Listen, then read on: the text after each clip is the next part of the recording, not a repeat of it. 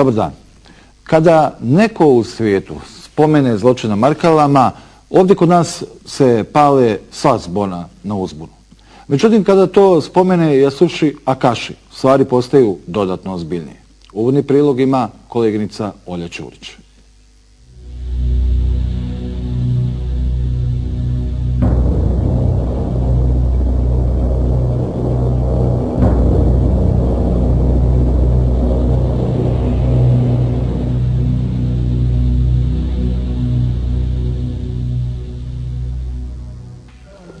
Februara 1994.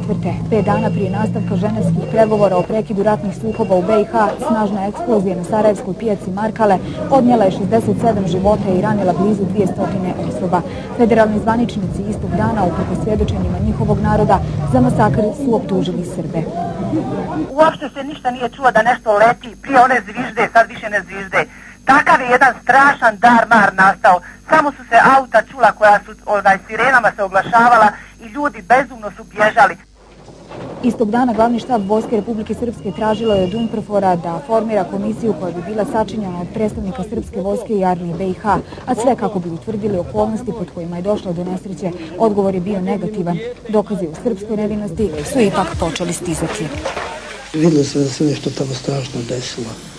I ja sam potrčao da to vidim i doživim, da pogledam. I u toj velikoj gužvi zaista sam i obišao to mjesto za koje oni kažu da je pala granata. Zaista sam vidio između dva stola na asfaltu otisak granate. Svaki dan kad bi odlazio na radnu obavezu, ja sam vidio da uvijek neka nova grupa to ispituje. I svaki put bi pogledao taj znak. I negdje treći dan ja na tom asfaltu, vrlo interesantno, vidim da više to nije otisak granate, nego da je to rupa i da se na dnu te rupe vidi iz zemlje. Zato sam pitao otkuda to jedan put da se vidi iz zemlje. Jedna kamera koja snima nalazi se na Markalama, druga kamera se nalazi na raskršću puta koji vodi prema Košarskoj bolnici, treća kamera se nalazi na ulazu u Košarsku bolnicu, četvrta kamera se nalazi u mrtvačnici i snima kako se dovlače i stovaraju mrtve tijela u mrtvačnici. Što će reći? U roku od nekoliko minuta, da ne kažem nekoliko sekundi, na licu mjesta su se stvorile 4 snimateljske ekipe koje snimaju događaj. Ja zaključak prepuštam drugima. Međutim, jedan zaključak se vrlo efikasno nameće, a to je da su nadležni znali da će se nešto dogoditi. Nakon Markala 1 slijedi sličan scenario Markale 2 i 28. avgust 1995. Tada su slijedili vazdušni napadi na srpske položaje. NATO je istresao blizu 10.000 tona eksploziva i smrtno su stradala 152 srpska civila. Strane diplomate objavljivale su svoju priču o Markalama. U traženju istine najglasniji su bili Francuzi. Bivši francuski predsjednik François Mitterrand u svojim memoarima potvrdio je da je u nevinost Srba vjerovao i Boutros Ghali, tadašnji generalni sekretar UN-a, ali i njegov izaslanik Yasushi Akashi. 18 godina poslije Markale su ponovo uzburkale duhove na Balkanu i podgrijalo sumnju u istinite zvanične verzije događaja po kojoj su za to nedjelo krivi jedino Srbi. U pitanje je dovedena i iskrenost namjera Haškog tribunala koji su odgovornost za Markale odavno prišili pripadnicima srpskog naroda. Što se tiče Markala, osnovao je komisiju od 5 članova koja je istraživala ceo slučaj i njihov zaključak je bio da je bomba koja je usmrtila ljude na Markalama mogla doći i sa strane bosanskih Srba, ali i sa strane koji su kontrolisali Bošnjaci. Odmah je izrečena rezerva sa srpske strane da srpska strana nije ispalila granate, već da se radi o namještenom slučaju kako bi se postigao određeni politički cilj. A to je cilj je bio da bošnjačka strana u to vrijeme dobije bolje pozicije u nekakvom završnom dijelu rata. Zbog zločina na Markalama osuđeni su i bivši komandanti Sarajevsko-romanijskog korpusa Stanislav Galić i Dragomir Milošević, a stavlja se na teret i bivšem predsjedniku Republike Srpske Radovanu Karadžiću. Nije isključeno da se gospodin Yasushi Akashi pojavi kao svedok pred samim Haškim tribunalom na poziv odbrane. Tim Haškog tribunala je prvi put tek u okviru postupka koji se vodi protiv Karadžića u tajnosti posjetio Sarajevo i obišao sporna mjesta. Imamo saznanja da ni taj tim koji je boravio nije uvjeren u verziju koja je svojevremeno, dakle, Haški tribunal prihvatio kao jedinu ispravnu. Svo ovo vrijeme se i o Markalama 1 i Markalama 2 sudaraju različita ekspertska mišljenja, a neka od njih su dokazivala da granata nije mogla biti ispaljena s položaja Vojske Republike Srpske. Ne postoji mogućnost da se sa ove pozicije granatira ovo područje. Zbog toga, zaključak materijala ove istrage je bio pogrešan. Sada sam govorio samo o terenima gdje se nalaze srpske trupe. Izjava japanskog diplomate šansa je da se napokon sa Srba skine ljaga i pitanje ko je granatirao Markale vrati na početak. Proces protiv Karadžića prilika je da se čuje i druga strana, a ne samo bošnjačka i haška.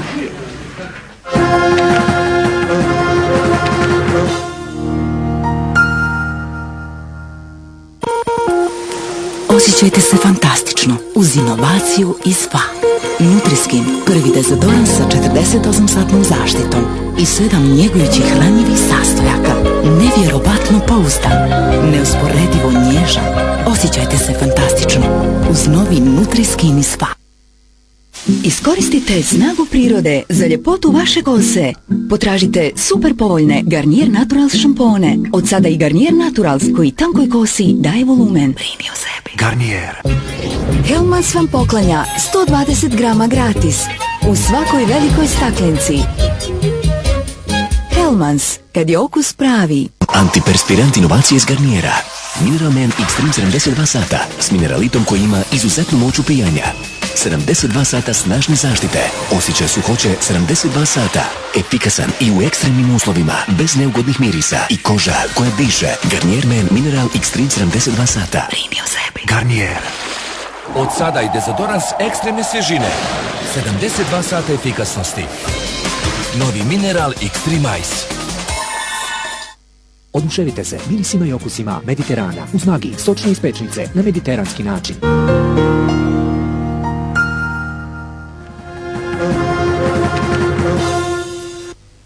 Dobar dan i još jednom. Gosti emisije su gospođa Zorica Subotić, vještak balističar, dobar dan.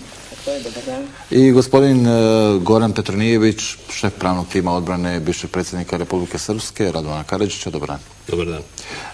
Gosti emisije trebalo je da budu još i gospodin Berko Zečević, balističar čije svjedočenje u Hagu nekoliko puta je izazvalo brojne kontroverze ovdje u Republici Srpskoj, i gospodin Smajl Čekić iz Instituta za zločine u Sarajevu. Međutim, nijedan od njih dvojice se nije odazvao u današnjoj emisiji, što nama ne smeta da nastavimo ovaj razgovor. Gospodin Petronijeviću,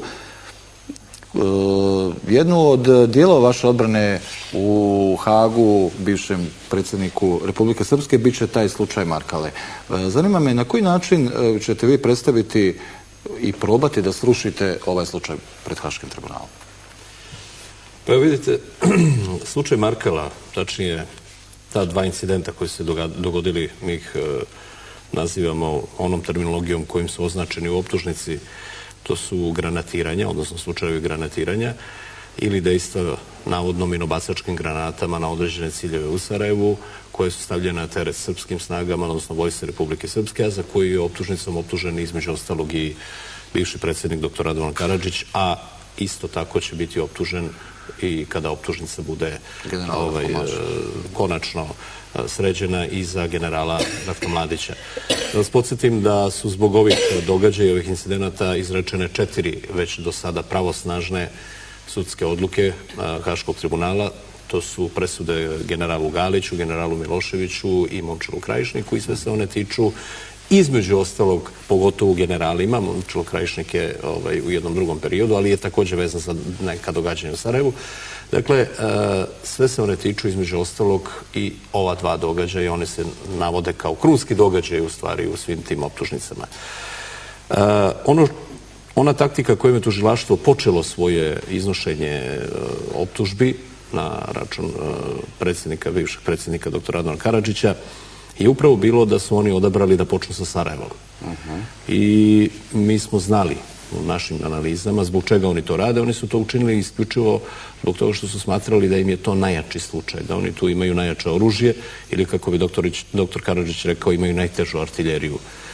A to je upravo jer su smatrali da imaju već dve pravosnažne presude Galiću Miloševiću kod tih slučajeva, zatim pravosnažnu presudu Krajišniku za prvi period 92. i 93. i da će na osnovu toga oni uspeti da nam nametnu to takozvano papirno suđenje ili suđenje bez in vivo izvođenja dokaza, svedoka i tako dalje, već da se jednostavno što više činjenica uvede u postupak kao pravosnažne ili utvrđene činjenice. Mi smo većinu svog vremena u tom prvom periodu potrošili na pravljenje strategije kako da se suprotstavimo takvim nastojanjima tužilaštva i moram reći uz delimičnu pomoć samog predpretresnog veća pa i pretresnog veća uspeli smo da tužilaštvu procesno pariramo i ne dozvolimo im takvu vrstu postupka. Evo vidite ćete sada i u slučaju generala Mladića isto pokušavaju da... Što to znači? To znači da vi pokušavate da u ovom slučaju taj Markali 1 i 2 ne uđu kao gotova stvar u predmet protiv Radovana Karadžića. Tako je, to je upravo to, jer to je nastojanje tužilaštva. Oni ni u jednoj od ovih presuda nisu do kraja utvrdili niti kakav je standard Haškog tribunala, van razumne sumnje doveli činjenice koje govore da su oba ova slučaja se dogodila na način kako je to opisano u optužnici i, nažalost, eto, dogodilo se da je došlo i do pravosnažnih presuda.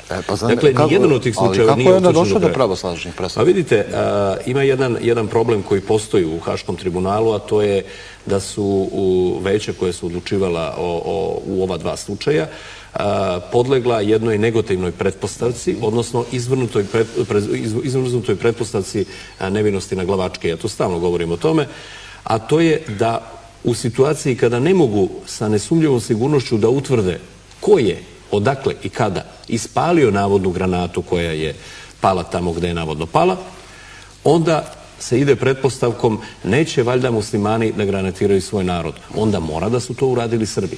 I iz te jedne takve pretpostavke su ove dve presude donete. Tvrdim vam, a to ćete vrlo brzo vidjeti kada naši dokazi budu u slučaju odbrane, dakle kada počne odbrana u slučaju Sarajeva, kad se budu izneli, da ćemo još više razgolititi ovo što smo sada začeprkali i dobrano otvorili, imam običaj da kažem da smo im stavili dve noge u vrata, da ih više nikada neće zatvoriti na način na koji su pokušali da ih zatvore sa ovoliko neistina. Mi smo u prvom delu ovog suđenja dobro parirali tužilaštvu, ja sam izuzetno zadovoljan, čak smo u pojedinim segmentima postigli više nego što smo očekivali. Tužilaštvo nije postiglo ni izbliza svoj cilj, a mi smo uspeli da u velikoj meri postignemo svoj cilj, a to je da ih u prvoj meri pariramo, a u drugoj da napravimo, da otvorimo prostor za izvođenje dokaza koje ćemo mi učiniti u fazi izvođenja dokaza odbrane za Sarajevo. Jedan od najznačajnijih segmenata u tom delu su upravo balistička veštačenja, rad naših balističara na terenu i sigurno jedna od ključnih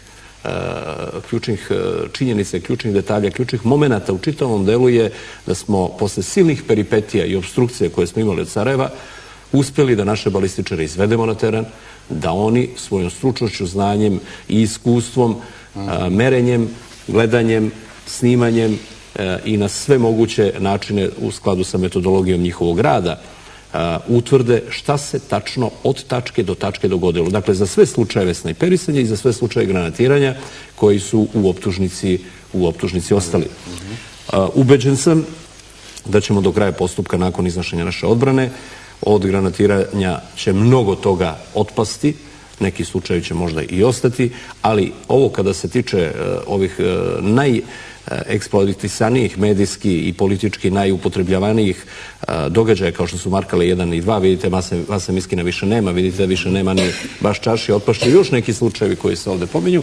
Dakle, kad su oni u pitanju, tu sam gotovo siguran da ćemo ih demontirati do kraja i da ćemo pokazati ne samo da to nije utvrđeno i da se ne zna ko je to učinio, već ćemo u velikoj meri, nadam se iskreno, uspeti da pokažemo ko je to učinio. I verujte, mnogi će biti iznenađeni, pogotovo sarajevski muslimani. Dobro, šta je to novo u balističkim vještačenjima koje ste vi donijeli u odnosu na ono što je govorio Berko Zečević, vještak iz Sarajeva, nekoliko puta u Sarajevu na svjedočenjima, pa i predsjedniku bivšem Republike Srpske Radovanu Karadžiću? Pa vidite, prvo mi nismo doneli ništa novo. Morate shvatiti da mi radimo sa materijalom kojim raspolaže Haški tribunal, da radimo sa dokazima koji su izveli pripadnici krim tehnike iz kantona Sarajevo. Međutim, ja sam imala jedan vrlo ozbiljan osjećaj čuđenja, jer kad smo mi krenuli da radimo na tom materijalu, mi smo naišli na jednu gomilu nedoslednosti. Davno kad sam ja počinjala ovo da radim, ne na ovom predmetu, nego uopšte se bavim veštačenjima, jedan sudija Vrhovnog suda one stare Jugoslavije mi je rekao, znaš, prvo moraš pregledati sva dokumenta, a onda, kaže, svi dokazi moraju biti uklopljeni u tvoje veštačenje, jer ako se ne uklapaju i ti ne umeš da objasniš zašto, onda ti veštačenje ne valja. E pa ja sad mogu da kažem generalno, za sve incidente koje smo radili, a radili smo sve koji su u optužnici i one koji nisu u optužnici, stanje je generalno tako da se ništa ne uklapa. Ajde da vidimo za Markale. Šta je to što se ne uklapa u onome što je bilo do sada? Pa vidite, prvo i pre svega ne uklapaju se mišljenja raznih timova koji su radili na terenu tada. Vi imate nekoliko ekipa koje su izašle tog dana, pa sutradan, pa posle 6 dana. Njihovi nalazi su uglavnom nesaglasni. Prvo i pre svega, i na osnovu čega je na kraju neko i mislio da treba da se donese nekakva presuda u korist, odnosno na račun Srba, je bilo, nažalost, veštačenje moga kolege Berka Zečevića. Ja ovde na stolu ispred sebe imam izdvojeno i delimično suprotstavljeno mišljenje sudije Nijeto Navije, koji je bio u procesu Stanislava Galića. Kao što vidite, to je jedan materijal prilično debeo u kome je on izuzeo stav u odnosu na 8 snajperskih incidenata od ukupno 23 koji su bili u optužnici i u odnosu na 5 od 8 incidenata granatiranja. On je ovde u ovom dokumentu posvetio više od 20 strana objašnjavanja zašto Markale 1 nisu dokazane van svake razumne sumnje i mogu da vam kažem da se pozvao na 128 referenci dokaznih predmeta koji su se nalazili u tribunalu. I ja stvarno savjetujem svakome koga interesuje, ovo je jedan materijal preveden na srpski, nalazi se na sajtu Haškog tribunala na predmetu Stanislav Galić, vrlo jasno, neopterećeno pravničkim niti stručnim jezikom, on je objasnio zbog čega smatra, i ja se s njim potpuno slažem, kao stručnjak iz svog dela posla, ne mešajući se u njegov deo pravničkog objašnjenja ovog dokumenta, zašto to nije dokazano. Ja ne znam, možemo da pođemo taksativno, ako volite. Ovo je jedan background. Međutim, htjela bih da kažem, pre nego što pređemo na Markale, jedno opšte mesto, a to je, ne znam, možda je to i Goran želeo da kaže, pa je propustio, možda će reći kasnije, svi veštaci koji su dolazili angažovani u tužilaštva, na primer Hicks, koji je Englez, su polazili od činjenice koju su i navodili u svojim veštačenjima, a to je, ja nemam razloga da ne verujem istražiteljima bosanske policije. Vidite, ja mislim da ću ja večeras biti u prilici da vam dam bar jedno 10, 15, 20 razloga zbog čega ima razloga da se to ne veruje. Evo, ovo je jedan, recimo, od incidenata koji nije u optužnici, ali je vrlo interesantan kao primer koji pokazuje koliko su se zloupotrebljavale čak i najcrnje situacije u korist nekakvog lošeg prikazivanja Vojske Republike Srpske. Ovo je incident sa smrtnim ishodom šefa kriminalističkog centra kantona Sarajevo i to su ulazna vrata. Nedaleko od toga, evo vidite, tamo onim brojem 3 je obeležen jedini geler koji je prošao kroz ta vrata.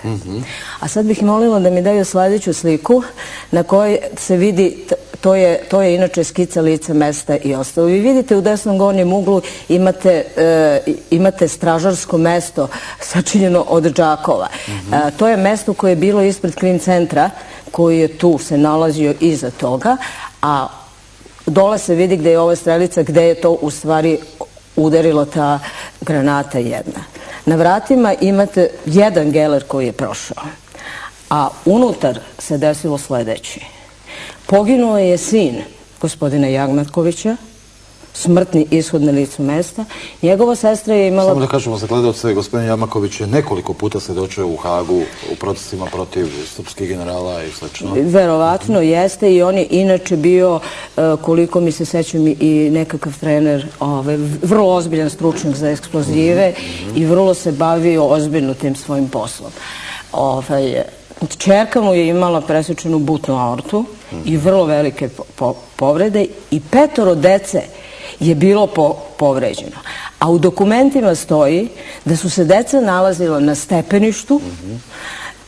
Ja molim, ima na sledećem iz dokumentacije slici se još može vidjeti.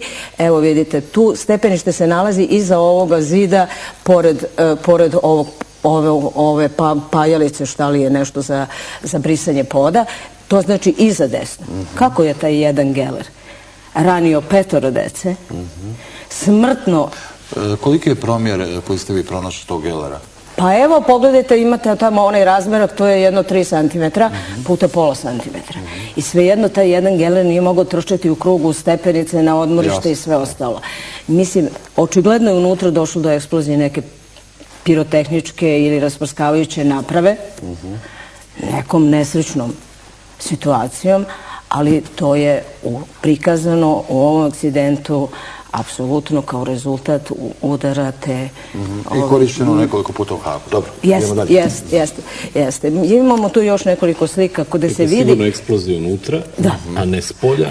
A zapisnici policije su takvi da odmah su čak odredili tačku sa kojih srpskih položila je došla ta granata koja je usmrtila decu i medijski jako veliku štetu nanela. Strašno, tu je mnogo dece nastradalo, što povređeno, što sa smrtnim ishodom, što sa teškom povredom telesnom, ali eto, mislim...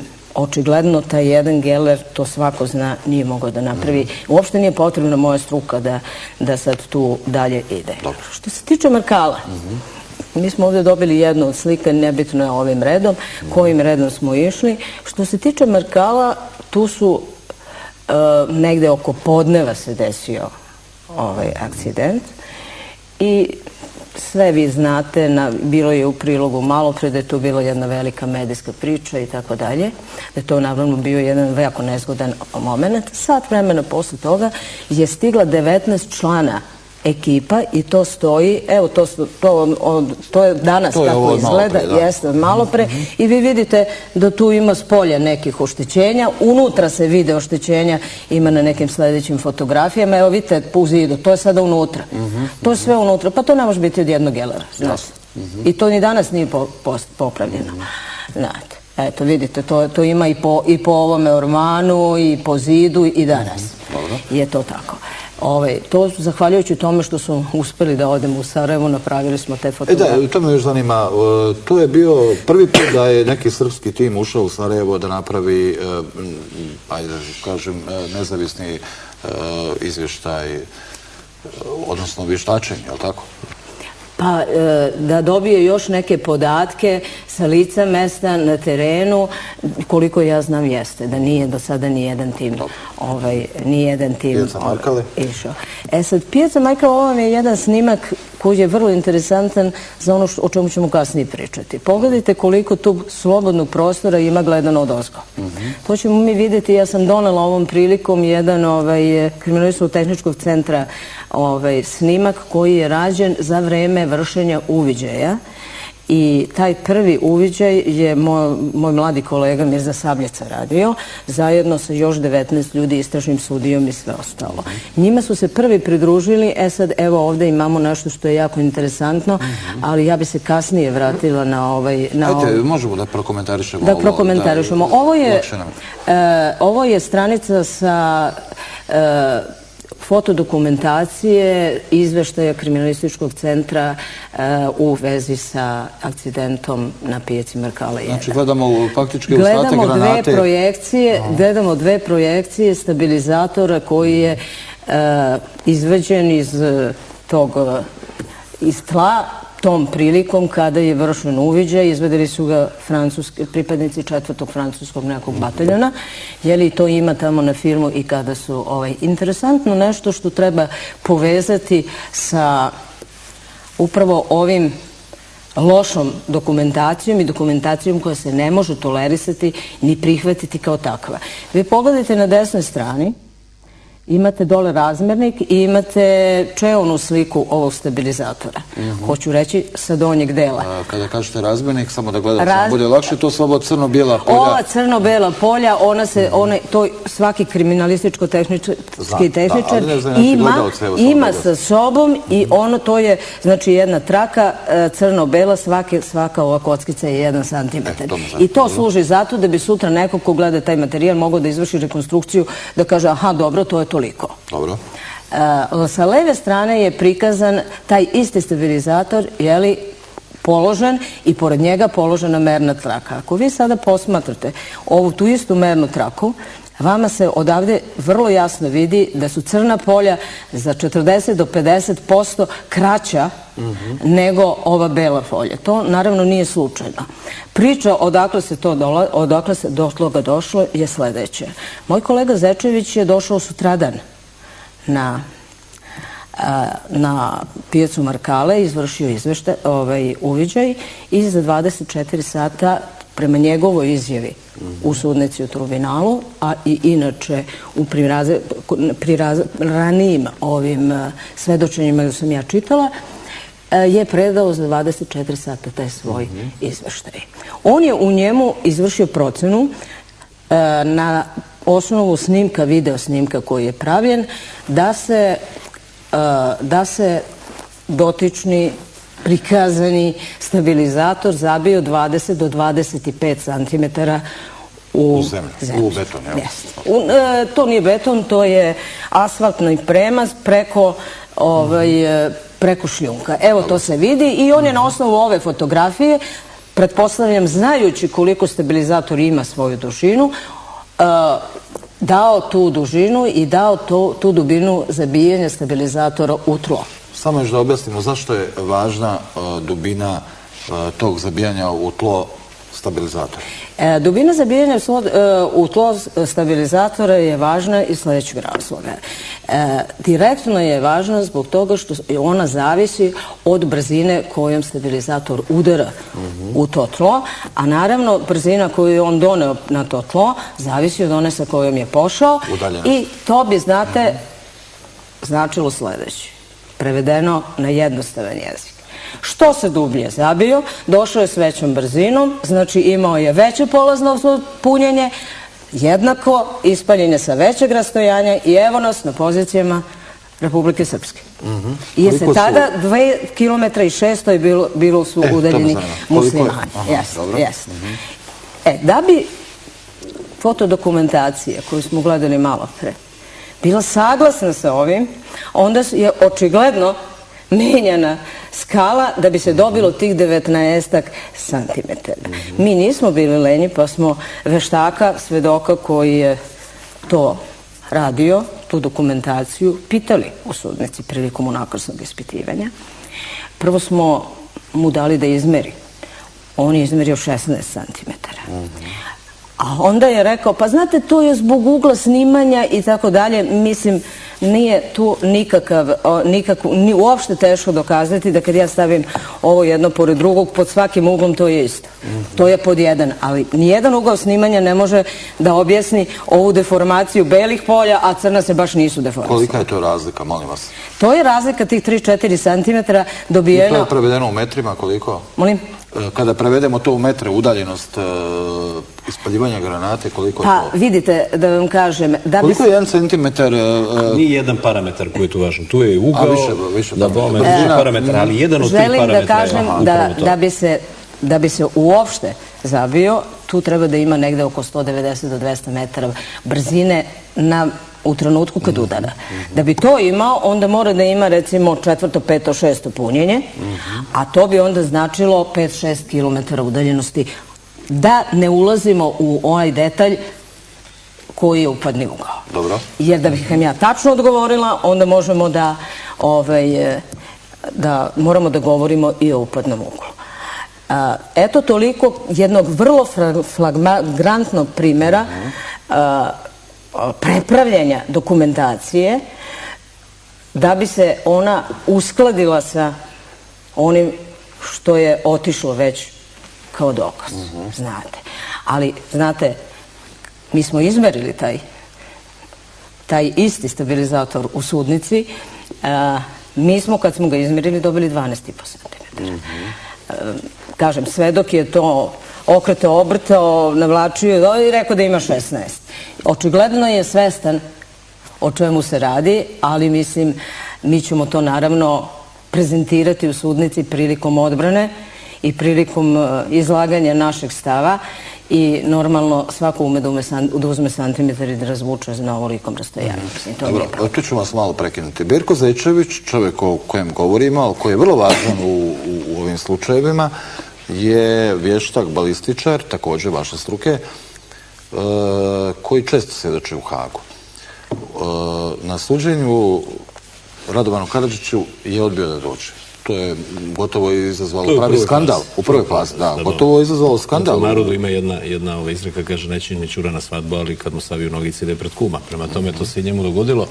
On je odbio da dođe i ubeđeni smo da je razlog njegovog odbijanja da dođe i da se pojavi pred Haški tribunal upravo svest da zna šta je do tada govorio, šta je pričao, šta je veštačio, šta je iznosio, a onda šta će mu se tamo prezentirati, jer je normalno imao saznanje da su gospođa Subotić i njen tim bili na terenu, da su proverili mnoge podatke i da će utvrditi vrlo lako netačnost onih prvih ulaznih podataka koje je policija kantona Sarajevo davala nakon tih kao zvanične podatke na osnovu kojih su i ti operati rađeni i sva veštačenja na osnovu toga rađena.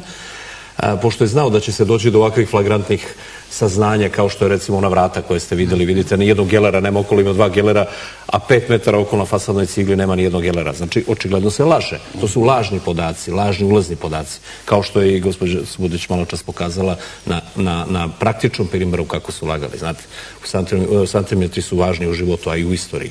Prema tome, to mora tačno da se utvrdi. Ubeđen sam da on nije hteo da dođe zbog toga što je znao sa čim će morati da se suoči. Zbog toga je sudsko veće izdalo obavezujući nalog za njegovo dovođenje i on je pod supenom doveden gore i tako je i primoran faktički da svedoči u ovom slučaju. Neslavno je završilo se to njegovo svedočenje, a tek će se pokazati kolike su flagrantne povrede istine i struke u kojoj se on bavio kada naši balističari do kraja budu uradili svoje nalaze i kada slučaj odbrane u slučaju gospodina Karadžića bude na dnevnom redu. Po pitanju Sarajeva, po pitanju Markala i ovog.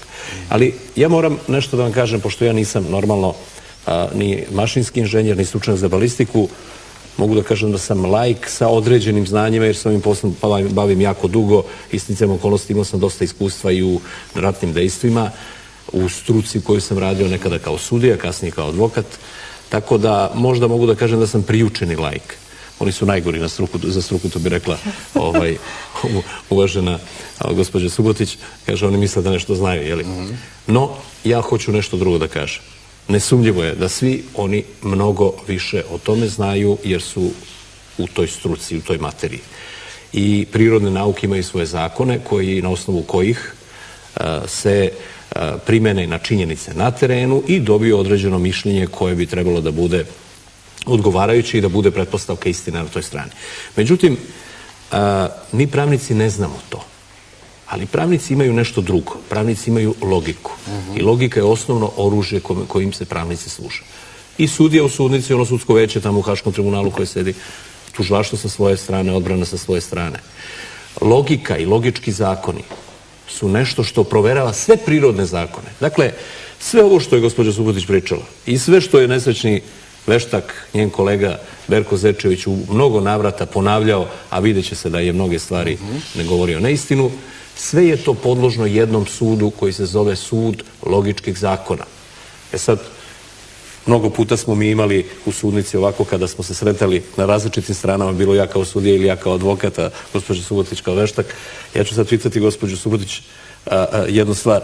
Koliko ste imali slučajeva da se stabilizator nakon eksplozije minobacačke mine ovako duboko zarije u tvrdu podlogu, a to je asfalt, debljine verovatno više santimetara sa nabijenim šljunkom ispod?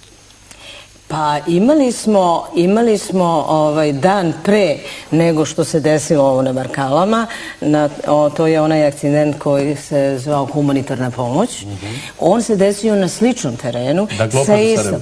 Jeste, opet u Sarajevu. Ja vas pitam da li ste imali, znate zašto govorim? Postoje stvari koje su nelogične.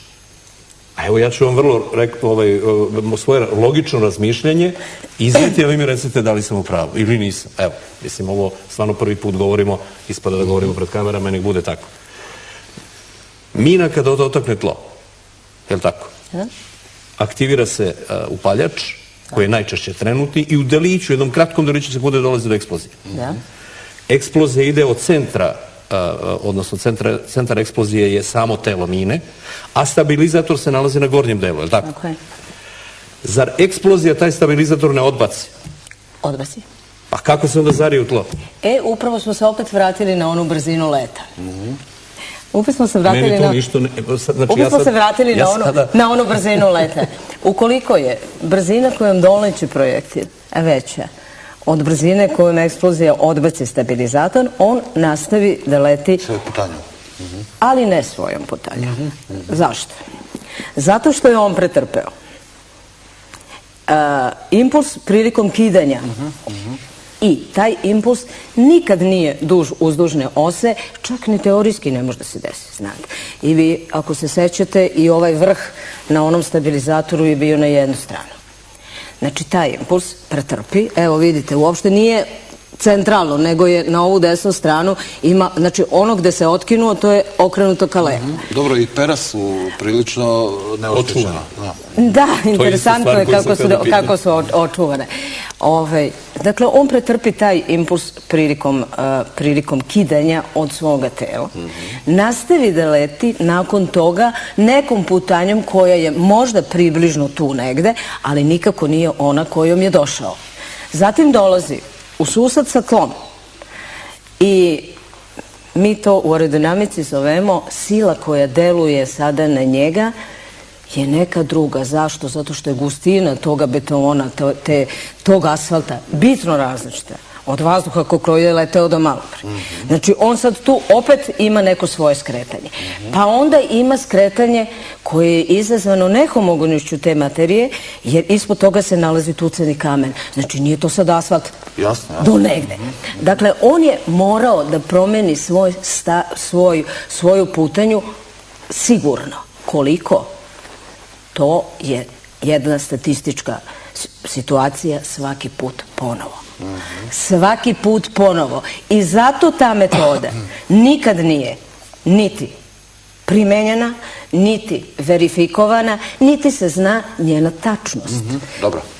Malo ću dakle, izvinjam se, samo još jedno. A moramo malo ubrzati. Dakle, ukoliko je projektil, odnosno ovaj stabilizator se zabio, stvarno zabio u tlo, a da ga neko nije tu prethodno iskopajući rupu stavio, da bi simulirao da se tako zabio u tlo, dakle, odmah govorim jednu pretpostavku koja je kontra ovog činjeničnog stanja o kojem mi raspravljamo kao da se dogodilo, da li bi se u potpunosti poklapao ugao?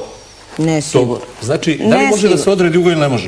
Pa ne može da se odredi ugao, ljudi, o tome govorim. Jasno. Dobro, idemo da čujemo malo drugu stranu. Dakle, Berko Zečević je odbio da učestvuje u ovoj emisiji, ali evo, pogledat ćemo prvo izvještaj Sarajevske televizije o tome šta se dogodilo na Markalama, a zatim i njegovo svjedočenje u Hagu. Četnici su danas u Sarajevu počinili još jedan masakr. Od jedne granate koju su četnici ispalili na ulaz u gradsku tržnicu ubijeno je 35 osoba, teško je ranjeno 87 Sarajlija. Broj poginulih zbog težine rana povrijeđenih Sarajlija, nažalost, predviđaju ljekari, nije konačan. Četnici su očigledno imali informaciju iz grada da je gradska pijaca Markale nakon masakra iz februara prošle godine zatvorena, da je na njoj odlukom vlasti zabranjena trgovina i da su se prodavači i mušterije preselili u gradsku tržnicu i nažalost oko nje. Ja sam ponudio pomoć da se identifikuje pravac doleta projektila, jer sam smatrao da na osnovu 17 godina svog rada, proučavanja u oblasti dizajna municije i terminalne balistike mogu dati doprinos. I to je sasvim normalna reakcija jednog običnog čovjeka u jednom gradu koji je bio u okruženju. I ne znam zbog čega bi se ja trebao da stidim. Ja sam vam rekao da sam imao ograničeno vrijeme za zajedno sa saradnicima za izradu analize. To je jedna stvar.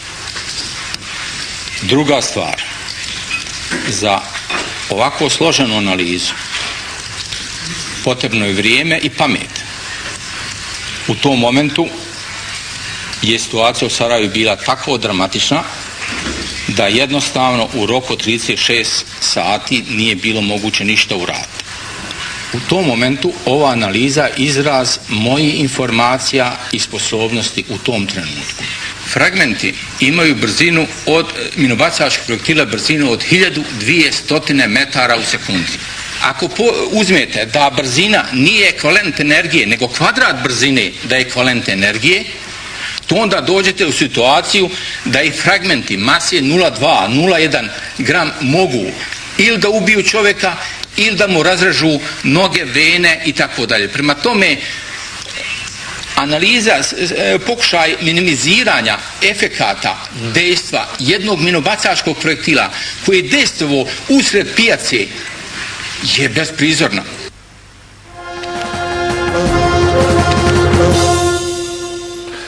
Dobro, čuli smo Berka Zečevića, kratko komentar.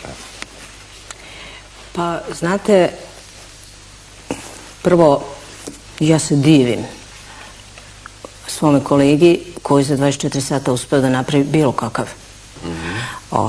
bilo kakav izveštaj. Međutim, također se slažem s njim da su te brzine tih fragmenata vrlo velike, 1000 i nešto metara u sekundi, i da ta energija je prilično velika i da to nije tako mi ne bismo sitnili, znate, ne bismo pravili košuljice da budu sitni, ali to je jedna priča koja je izvađena iz konteksta. Zašto? Zato što kada padne taj projektil na bilo kakvo tlo, velika količina tih fragmenata ode u podlogu. Naročito kad padne pod nekim ovakvim uglom, hoću reći nije pao po 90 stepeni odnosno na podlogu. To je prvo. Drugo, uvek postoje neke prepreke u okolišu toga.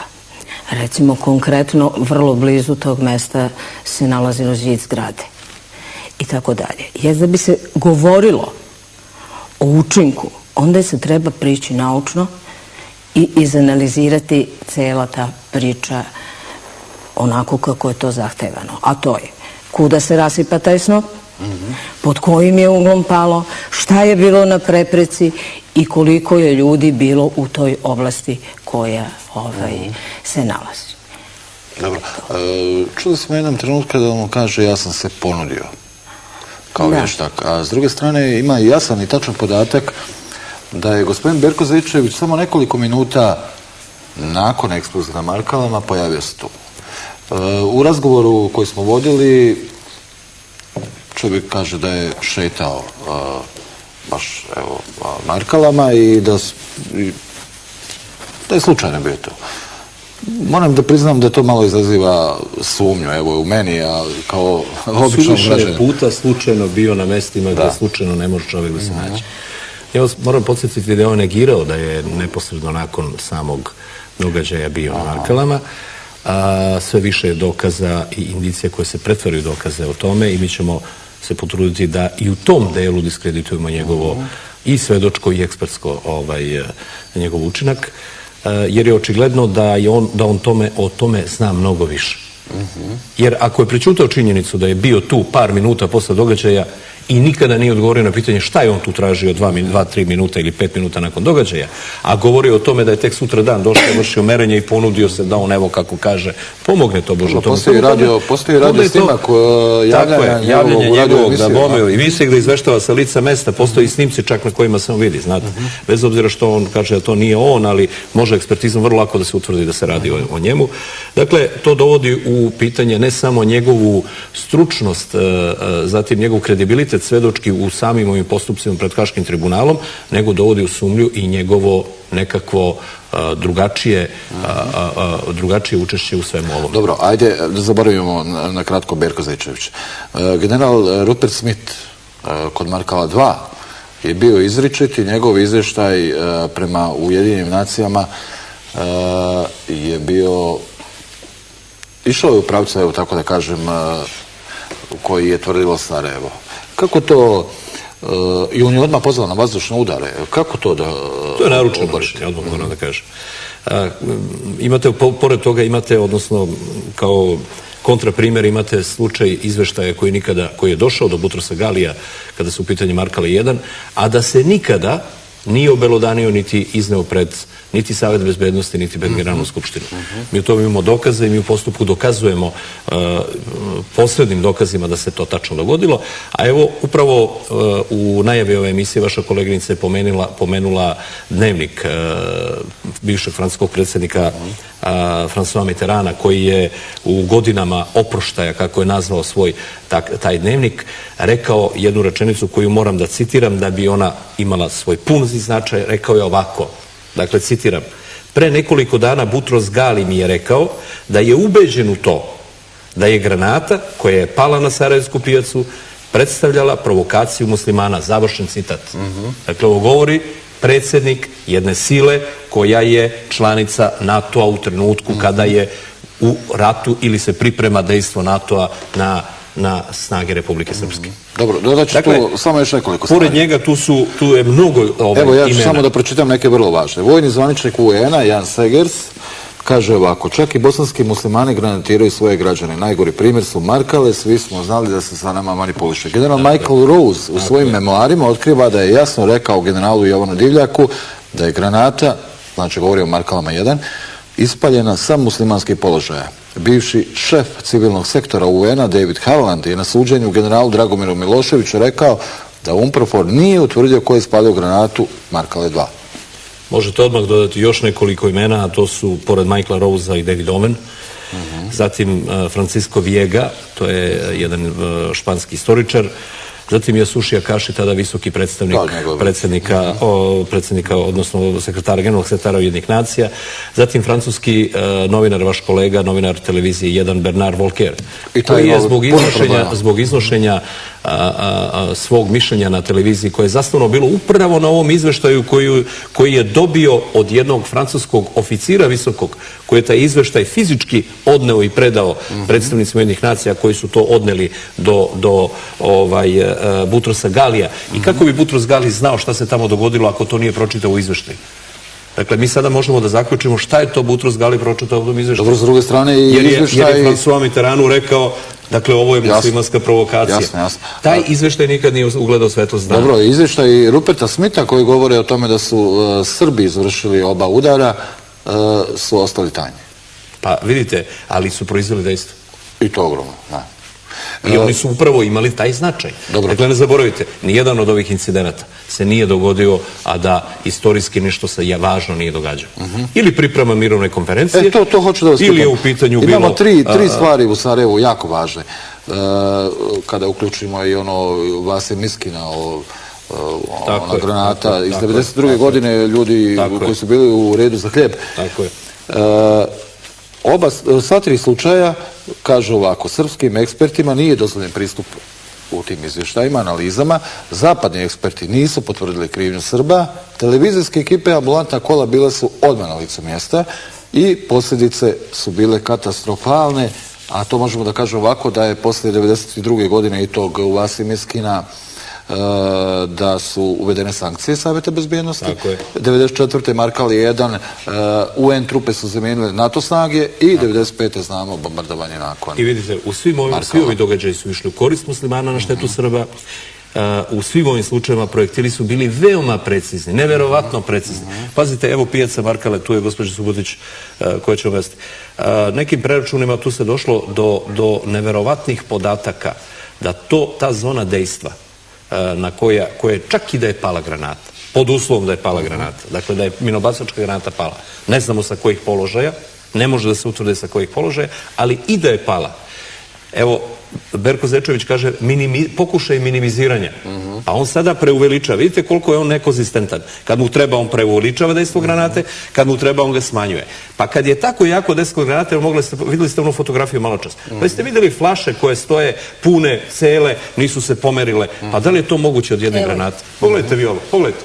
Da li je to moguće ako je takva eksplozija kako on predstavlja ili hoće da predstavi tu eksploziju? Ne zaboravite, pogledajte kako izgledaju novinski izveštaji, nažalost, u svim ovim događanjima gdje imate više desetina mrtvih, 30, 40, 50 mrtvih, i to u arapskim zemljama, govorimo o Afganistanu, Iraku, gdje je gustina stanovništva, kretanje u tim situacijama gdje dolazi do tih samoubilačkih napada daleko, daleko veća nego što to može da se i zamisli u našim uslovima, pogotovo i ovim uslovima u kojima se dogodilo ovo što se dogodilo.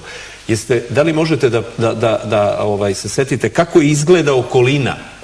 Na 150-200 metara devastirani prozori, vrata, uništene fasade, prevrnuti automobili, haos.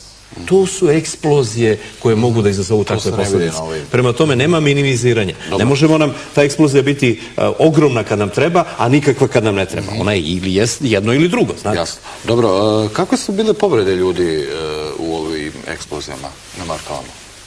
Jeste to uspjeli da analizirate ili... Pa, znate, to ne spada u moj... To će raditi forenzičari. To će raditi forenzičari, to će raditi sudska medicina. Imalo je i neki koji su tipične. To su neki donji ekstremiteti koji su nastradali. Ono koliko sam ja gledala film, to je za očekivati, znate, da ti donji ekstremiteti nastradaju kod ljudi koji su tu u nekom bližem okolišu. Videla sam tamo još nekih povreda, ali ja stvarno ne bih da se mešam u sudsku medicinu. Dobro, šta imamo još? Evo što je značilo, izvinjam se, samo kad ste pomenuli ovo. Dakle, to će forenzičari raditi, to je poseban tim. Imaće jedan deo nalaza koje će oni raditi zajedno. Dakle, to je taj multidisciplinarni pristup tome da forenzičari i balističari svako u svom domenu rade zajednički deo nalaza upravo da bi pokazali. Ovo je interesantno. Dobro. Mi sada gledamo na filmu koju je snimila krim tehnika bosanske policije, kako francuski umproforac vadi. Pogledajte kako on kopa materijal. Da bi došao da vidi taj... Pazite, vidite koliko je to ukopano. To je ukopano nekoliko santimetara. To je ono što, recimo, nije fizički moguće da se desi prilikom ulaska stabilizatora u tu čvrstu podlogu. Jer, kako taj stabilizator ulazi? Taj stabilizator ulazi tako što istiskuje materijal napolje. I kad on uđe, onda se jasno vidi, jer je istisao, razumete, materijal napolje, jasno se vidi taj stabilizator, ne mora ovo kopanje da se radi, uopšte, vidi se jasno, on se nije ni video, da smo gledali malo pre toga, išlo je, razgovarali smo, vidi se da se ništa ne vidi, evo ovako stoji, ne vidi se ništa. A onda je to, i na snimku se čuje da kaže, kao, ovde ima, hoće li neko da pogleda, čuje se kako krim tehničar govori, a nama je u sudnici svedok rekao da oni nisu videli stabilizator uopšte i ima jedan fragment filma gde se govori da je to čudno da nema stabilizatora. Vidite kako je prekriven materijal. Evo, prekriveno materijalom nije znači nije prekriven nekim stvarima koje su mogle pasti, nego baš materijalom. Evo gledajte, on raskopava materijal. Pokazat ćemo vam kasnije kad budemo... I nema te istisnute mase. Te istisnute, kako to u stvari izgleda. A da vas pitamo, da li je dovoljno da vi oborite nalaz Berka Zečevića ili u Hagu se mora i dokazati ko je to napravio? Pa ne, dovoljno je da ja stavim samo u razumnu sumnju to što je uradio. Čak i da ne oborim. Dobro, ali to do sada nije bila praksa, bar znamo šta se dogodilo ovdje u sudu Bosne i Hercegovine, bar sličan slučaj i ponovo isto Berko Zečević bio u slučaju generala Novaka Đukića, gdje smo imali dva različita nalaza. Berka Zečevića i vaše kolege Vlade Kostića iz Beograda. I sud je uzeo u obzir nalaz Berka Zečevića. Pa da, ja se sećam da je u toj presudi pisalo da je kolega Zečević bio ubedljiv, a da Vlada nije bio ubedljiv. Ja sam čitala tu presudu jer me interesovalo zato što se u našoj sudnici spomenula Dozla Kapija i u toj presudi piše da je baš doslovica ovako da je... A da li se to može dogoditi u Hagu? Vidite, šta je u Hagu po pitanju vrednovanja dokaza, šta je značajno da gledaoci znaju? Pred Haškim tribunalom, bez obzira što postoje dve, kao što smo u početku rekli, dve pravosnažne presude gde je ove činjenice se mogu smatrati pravosnažno potvrđenim, presuđenim ili utvrđenim, ukoliko dovedemo u razumnu sumnju u bilo kojoj fazi postupka, bilo tužilačkog ili našeg odbrambenog slučaja, to se onda mora ponovo dokazivati. Dakle, tužilaštvo mora, postoji standard pred Haškim tribunalom, van svake razumne sumnje dokazati da je ta granata doletela sa srpskih položaja. Dakle, ne može se i nećemo dozvoliti da se slučaj zatvara kao što se to do sada u par navrata činilo, da se zatvara na nivou nema ko drugi, mora da su Srbi. Jasno, ali logično pitanje, to je posljednje pitanje za vas, imam još jedno za gospođu Subutić, da li u slučaju da vi to uspijete, da li bi to značilo da se neke ranije presude moraju preispitati? Pazite, poseban postupak postoji za preispitivanje tih presuda. Što se tiče revizije, kao pravnog leka on je nije uveden, ali novi dokaz može uvek da dovede do preispitivanja presuda. Znate, novi dokaz, pogotovo tako kvalitetan dokaz. Ovo što hoću da vam kažem, osnovana sumnja moja kao čovjeka koji ovo gleda, a imajući u vidu da sam se bavio malo izučavanjem i ne samo teoretskim, nego i praktičnim proučavanjem određenih terorističkih stvari koje se događale u proteklom periodu, i pozvaću se na jedan rad koji je objavljen u više časopisa, a to je terorizam kao globalna opasnost ili globalistička prevara. Da je ovakav model samo povređivanja da bi se od nekoga napravila žrtva, a od drugoga zločinac, poznata teroristička metoda. To je sad kod nas ona se upravo, evo sad ste vidjeli ovu Sarajevu sa ovim momkom koji je navodno srpski terorista, pazite. Muslimanski vehabista koji dolazi to na vrlo čudan način, tamo se ponaša gotovo kao da se snima scenariju nekog filma, puca mu se u nogu kada su uslovi ispunjeni da se on potpuno eliminiše za ono što je uradio tamo kako je uradio, on baca pušku, leže, sve kao da je istreniran za to da ga u tog trenutka zabrane. Dakle, hoću da vam kažem, postoji jedan termin u toj teoriji koja se bavi izučavanjem terorizma koji se zove false flag ili pogrešna zastava ili lažna zastava.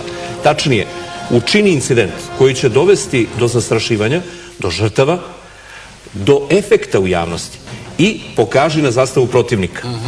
To je upravo model kojim su se muslimani bavili ovim. Ja ću vam pomenuti još jedan slučaj. Sjetite se slučaja ubistva supruge i šuraka Sefera Halilovića. Početkom rata kada je on bio glavnokomandujući vojske BiH, kada su hteli da ga eliminišu, dakle to je bilo namenjeno njemu, njega su trebali da ubiju. Istog trenutka kada je pod njegovu terasu na kojoj su bili njegova žena i njegov šurak postavljen eksploziv sa opiljcima granate, pazite sa opiljcima granate, Oni su odmah napravili izveštaj sa kog položaja je doletela granata i pogodila taj balkon. Sam Sefer Halilović je vodio istragu, svoju, nezavisnu, i podneo krivične prijave protiv više ljudi. I ne zaboravite, grupa Ševe koja se bavila terorističkom aktivnošću, muslimanska grupa Ševe u kojoj je bilo i Srba i Makedonaca i tako dalje i tako dalje. Dobro, hvala. Pretpostavljam da je ovo samo dio onoga što ćemo čuti u Hagu.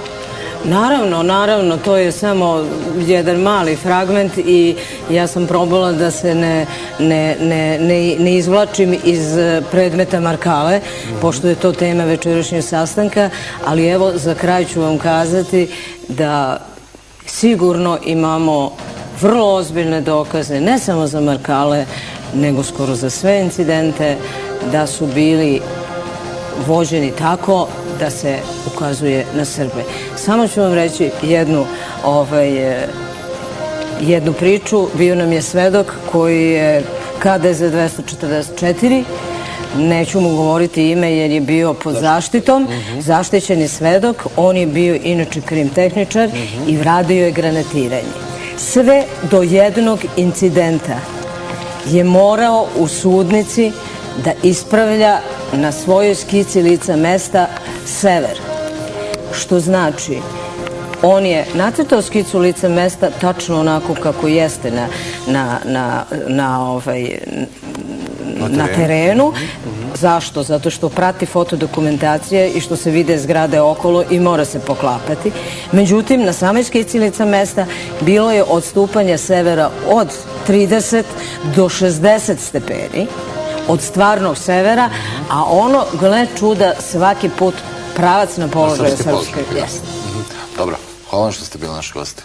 Hvala vama. Hvala vama što ste nas pozvali. Hvala vama što ste nas gledali. Do sljedeće nedelje, doviđenja.